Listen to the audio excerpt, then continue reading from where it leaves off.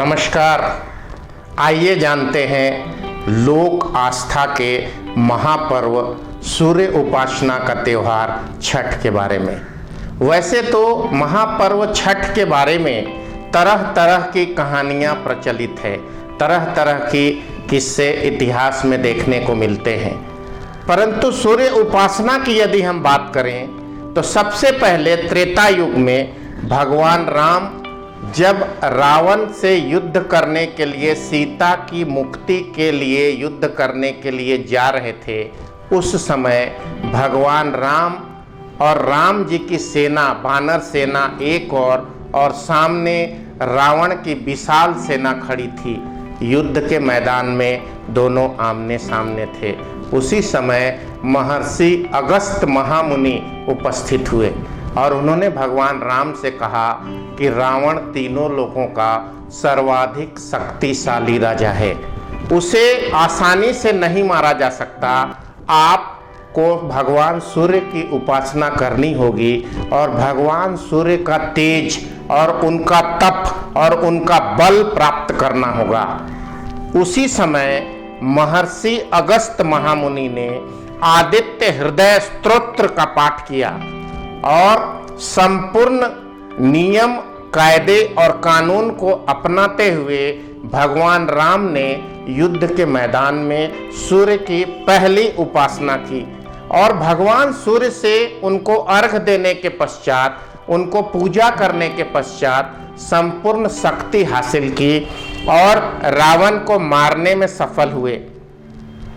रावण को पराजित करना तीनों लोकों में सबसे बड़ी बात थी, क्योंकि रावण इतना अधिक शक्तिशाली था कि जब वह पूजा करता था और अपने शीश को काटकर हवन में चढ़ाता था तो महादेव स्वयं उपस्थित होते थे। ये भगवान राम के समय की, आज से लगभग 9.5 लाख वर्ष पहले की त्रेता युग की कहानी है।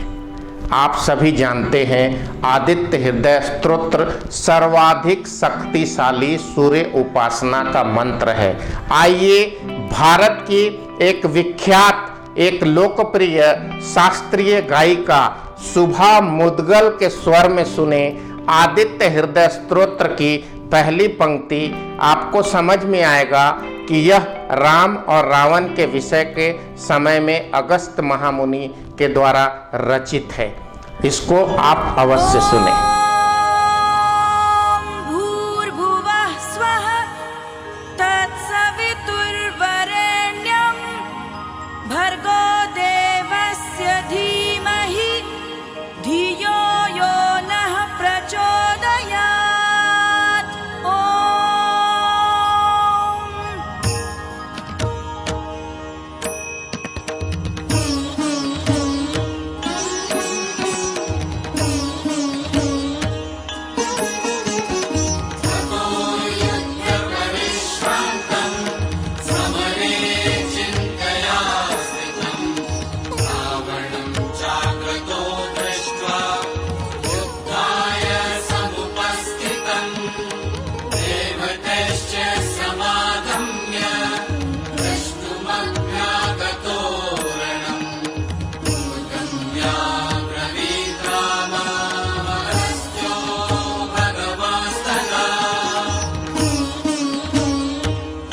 अब मैं आपको लिए चलता हूं दूसरी कहानी की ओर। छठ महापर्व के अवसर पर दूसरी कहानी सामने आती है। महर्षि कश्यप के शिष्य राजा प्रियंवद की पत्नी का नाम मालिनी था। उन्हें कोई संतान नहीं हो रही थी। महर्षि कश्यप ने पुत्र कामेष्ट यज्ञ कराया और पुत्र कामेष्ट यज्ञ कराकर राजा प्रियंवद को उसमें आहुति में डाली गई खीर रूपी प्रसाद खाने को दिया। तत्पश्चात उनकी पत्नी मालिनी गर्भ धारण की और एक पुत्र पैदा हुआ, परंतु पुत्र इतना ऐसे परिस्थिति में पैदा हुआ कि पुत्र पैदा होते के साथ ही मर गया।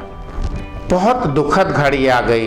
राजा प्रियंवद पुत्र के शव को उठाकर दफनाने गए और मन ही मन सोच रहे थे कि अब मैं भी अपना प्राण त्याग दूंगा। उनके मन में बार बार प्राण त्यागने का ख्याल आ रहा था। अपने मृत पुत्र को वो दफना रहे थे।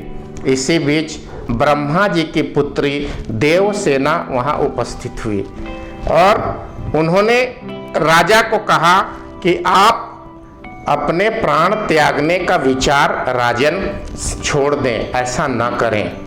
प्रकृति के 5 तत्व हैं, क्षितिज, जल, पावक यानी कि अग्नि, गगन और शमीर। क्षितिज का मतलब आकाश, जल पानी, पावक अग्नि, गगन वायुमंडल और शमीर प्राणवायु ऑक्सीजन। ये 5 तत्व हैं जिससे हम बने हैं, हमारा शरीर बना है। मरने के बाद हम सभी 5 तत्व में अग्नि के माध्यम से राख होकर विलीन हो जाते हैं। सृष्टि के बारे में विस्तार से देवसेना ने राजा प्रियंवद को समझाया। इस पर राजा ने कहा, देवी आप कौन हैं? तो उन्होंने कहा, मैं ब्रह्मा जी की पुत्री हूं और ये जो 5 प्रकृति के 5 अंश हैं, 5 एलिमेंट्स ऑफ यूनिवर्स अंग्रेजी में जिसको कहते हैं, हिंदी में कहते हैं पंच तत्व। रामचरितमानस में लिखा है, क्षिति जल पावक गगन समीरा, पंच तत्व मिली अधम शरीरा। ये 5 तत्व मिलके हमारा शरीर बना है और अग्नि में मिलकर समाप्त हो जाता है। हे राजन प्रियंवद, मेरा नाम देवसेना है, ब्रह्मा की पुत्री हूं और इन 5 तत्वों के बाद 6ठा तत्व, छठी हूं मैं, छठी अंश हूं। इन 5 तत्वों के बाद की जो एक अंश होती है और एक नारी स्वरूप छठी अंश हूं, तुम मुझे छठी माँ कह सकते हो। ये 5 तत्व हमारी माँ ही हैं, माँ के समान है, क्योंकि ये 5 तत्व में से एक तत्व भी यदि नहीं रहेगा, क्षितिज आकाश नहीं होगा, जल नहीं होगा, पावक अग्नि नहीं होगी, गगन वायुमंडल नहीं होगा और शमीर ऑक्सीजन नहीं होगा, प्राणवायु नहीं होंगे, तो हम जीवित नहीं रह सकते। इन सब को एक मुट्ठी में जोड़ लो तो मुझे तुम छठी माँ पुकार सकते हो। तुम इन 5 तत्वों के साथ हमारी आराधना करो, भगवान सूर्य की आराधना करो, तुम्हें निश्चित तौर पर सफलता मिलेगी। राजन ने उनकी बात मानी और अपनी पत्नी मालिनी के संग छठी व्रत किया और सूर्य को अर्घ दिया। जिस दिन यह व्रत राजा प्रियंवद ने किया, उस दिन कार्तिक मास की 6वीं तिथि थी। इस व्रत को करने के लिए उन्होंने अनेक विद्वानों से राय ली। प्रकृति का त्योहार था, सृष्टि की रक्षा का त्योहार था, प्रकृति को के विभिन्न 5 तत्वों की पूजा करनी थी। तो एक अनुसंधान के पश्चात 4 दिवसीय अनुष्ठान का आयोजन किया गया।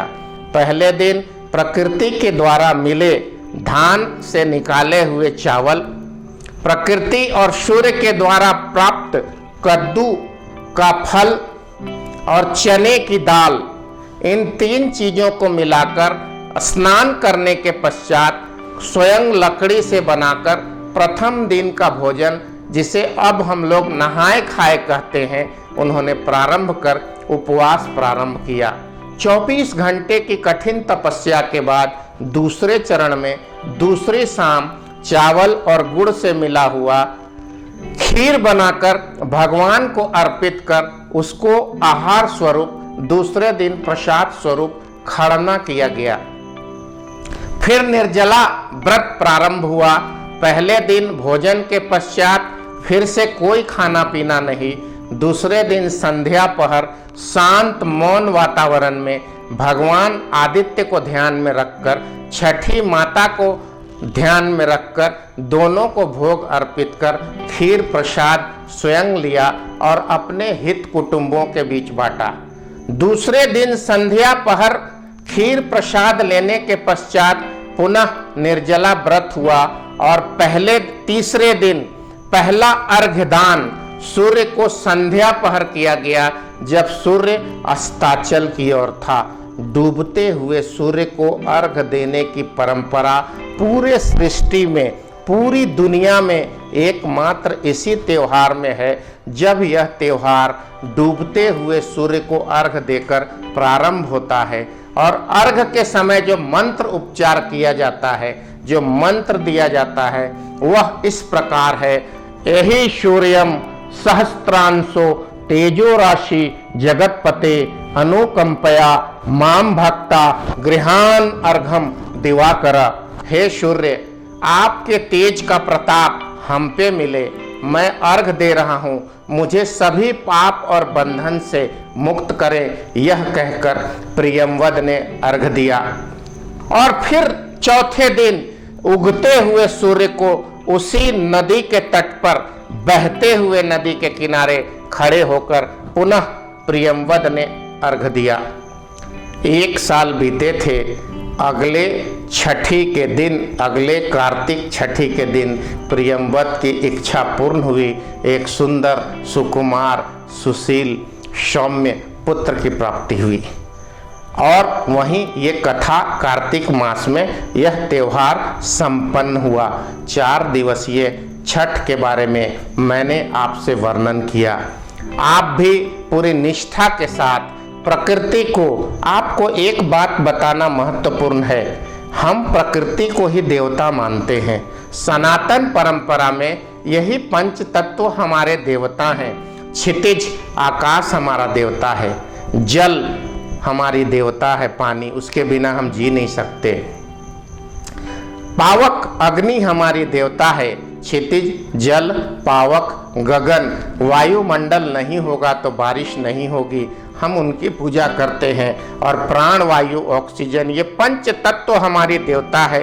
प्रकृति देवो भवः, प्रकृति ही हमारी देवता है।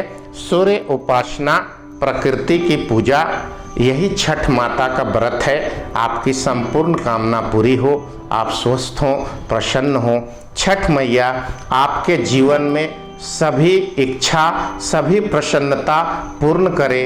प्रकृति में कोरोना जैसी बुरी बीमारियों का प्रकोप त्वरित समाप्त हो, इसी आशा और विश्वास के साथ आइए चलते हैं छठ व्रत के लिए। हम और आप इस त्योहार को पूरी आस्था, पूरी निष्ठा के साथ करते हैं। जय छठी मैया।